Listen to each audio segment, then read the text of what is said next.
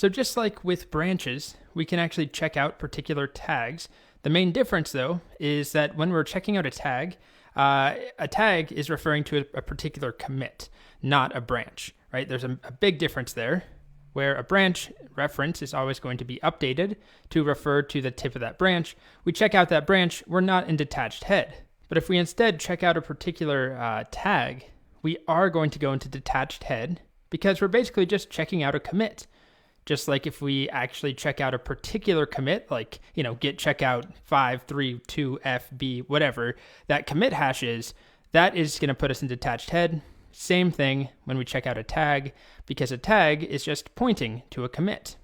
So it's not a problem, right? If we want to go back and actually work on an older version, usually you don't just make changes to an old release. The point is that a release is set in stone. When it's released, it doesn't change. That's what new releases are for, if you need to make changes. But let's say we wanted to go back and work on or work off of some earlier release. How about, sure, 15.3.1, all right? All that we have to do is git checkout that right there, 15.3.1. So that's a tag name, right? If I try and use checkout, normally we check out a branch or we check out a commit hash. That's not exactly what one looks like. Or we can check out a tag. And we see our favorite message that we're now in detached head state. You can look around, make experimental changes, commit them, and we can make a branch if we want to keep working. So I could do that, right? I could do a git switch -c, I don't know what I want to call this, branch from tag. I don't know why I'm using underscores here. Normally I wouldn't do that.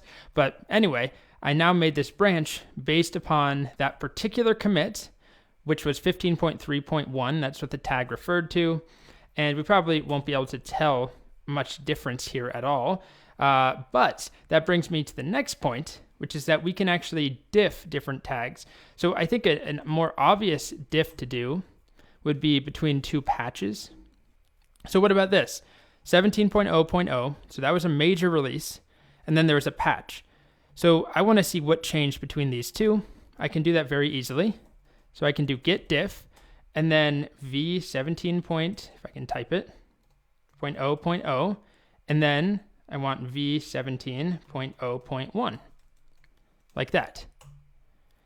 And it looks like it was a very minor change. This is the only thing that changed. One file, and just a little bit of, a couple of lines added and one line removed. So that was it.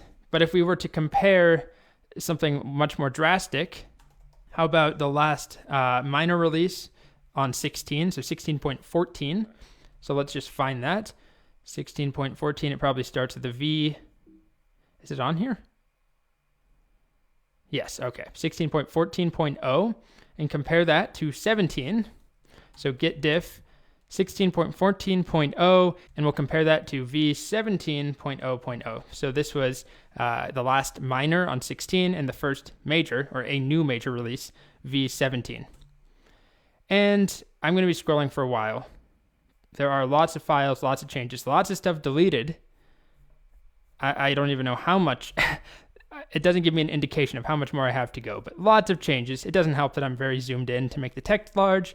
But anyway, those are 2 points in time. They are marked with tags. We can check them out and make a new branch if we want to work based upon one of those points in time, or we can compare them.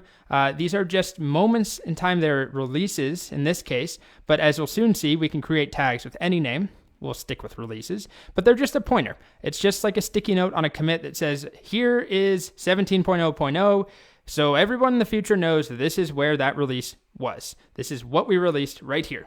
So that's how we can check out tags and how we can diff them. The next thing, of course, is making tags.